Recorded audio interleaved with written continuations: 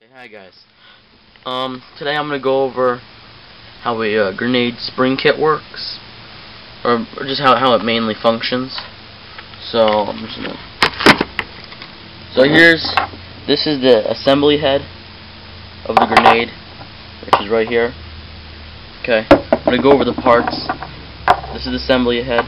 That's right. That little hole right there is where the primer goes. Fuse is through there. Then there's the hammer spring. It has a straight end, and then it has a more curved end right there. And then there's the hammer. This is the hammer to hit the firing pin. Is it focusing in right? No, that's good enough. And then there's the pin for the grenade, obviously. The spoon or the handle, which you see usually fly off the grenade when someone throws it. And then there's these, which I also got, which are well stuck together, but they're safety clips to hold. There we go. To hold it on, which it goes right when you put this on. And then right there, see that little spot, you just clip it.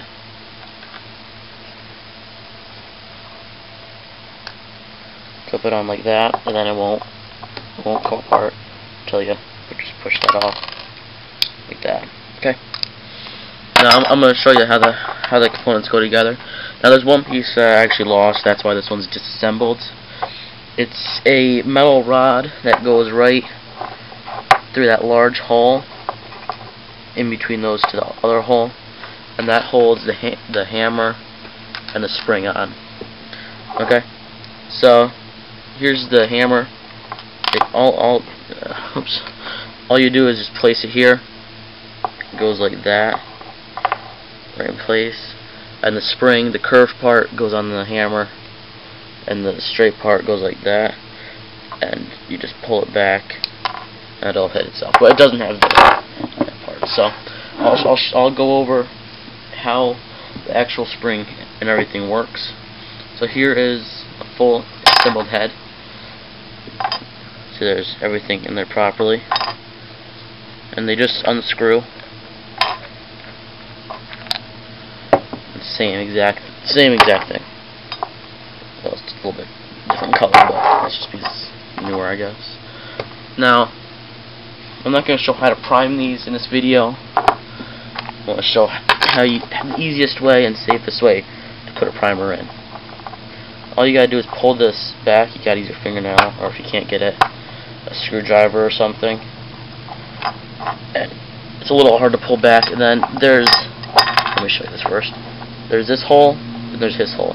This hole is for when they're manufacturing it. They put a rod across here, so if the spring does fly open, so it doesn't detonate it while they're in the factory.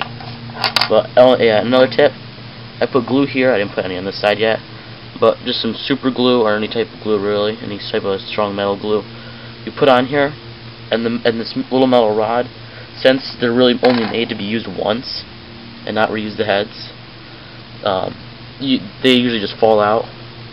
But anyway, you hold that back with your thumb, and then you just push the pin through like so, and then right there is where you put your primer, right in that little hole. You can see all the way. I don't know if it'll pick up. Can't really see all the way through it. There you go. You can see through it, and that's right in there is where the fuse would be. It's actually, I believe when they do it, they actually have a packed fuse, and then that is where the little primer would go, which would be struck by that firing pin. So once you put in your primer, you take your spoon right here, and this is a if anybody's wondering, it's an M. Let's see, let's pick it up. Sorry about that. It's an M228 fuse. It's not really reading it, but it says MEI06D And then underneath that, right there, it says 023 -005. But this is 5 seconds. The last number, I believe it says seconds. Where this one, you can see that one's a little bit better, is 10 seconds. So it depends on the timing through the fuse. But realistically, you never want to depend on that, because if you're doing this, you put your own fuse in. Anyway, and you can see these hooks hook right onto there. And even though the pin's still in there, it won't go down all the way. So with holding it with pressure, like that, you just pull the pin out, and then just line up these holes.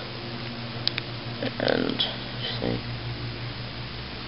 this part, it's kind of hard to see, but you have to thread it through, which can be a little challenging sometimes, because the pin, there we go, is usually a little bit crooked. So it'd be like that, and then all you do, you take these and just bend them down like that. Then you take your safety clip, if I can find that one, where, there we go. And then I'm not exactly sure what side they're officially supposed to be on. I think they go like this, with the flat part by the pin, because when you're holding, here, let me put this on, and then this just screws back on.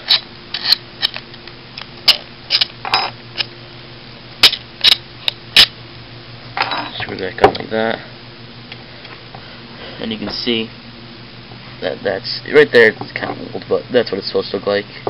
Because when you hold it, you can, or it depends really, you can hold it like this, and then you just push that off, and then pull it. Okay, so I'm gonna show you guys